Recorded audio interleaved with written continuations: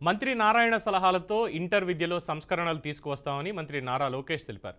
Amaravati assembly సమావేశాల్లో మంత్రి లోకేష్ ఈ ప్రకటన చేశారు. గత ప్రభుత్వం ఇంటర్ విద్యార్థులకు టెక్స్ట్ బుక్స్ కూడా ఇవ్వలేదని మంత్రి ఆరోపించారు. రాష్ట్రంలో కూటమి ప్రభుత్వం అధికారంలోకి వచ్చిన తర్వాత ఇంటర్ అడ్మిషన్లు 15,000కు పైగా పెరిగాయన్నారు.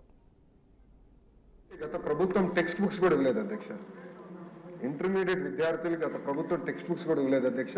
నేను మంత్రి అయిన తర్వాత తొలి నిర్ణయం తీసుకుని టెక్స్ట్ బుక్స్ ఇవ్వాలని నిర్ణయం తీసుకున్నాం.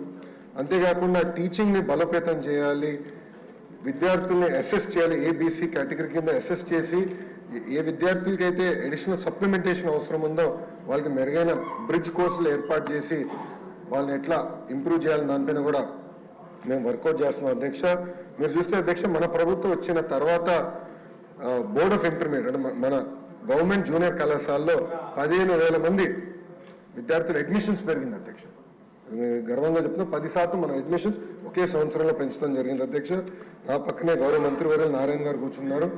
నారాయణ గారితో పోటీ పడే విధంగా అంటే వాళ్ళ సంస్థలతో పోటీ పడే విధంగా మేము ప్రభుత్వ ఇంటర్మీడియట్ కాలేజీని మనం తీర్చిదిద్దాలి, జూనియర్ కళాశాలని తీర్చిదిద్దాలి లక్ష్యంతో మేము పనిచేస్తున్నాం.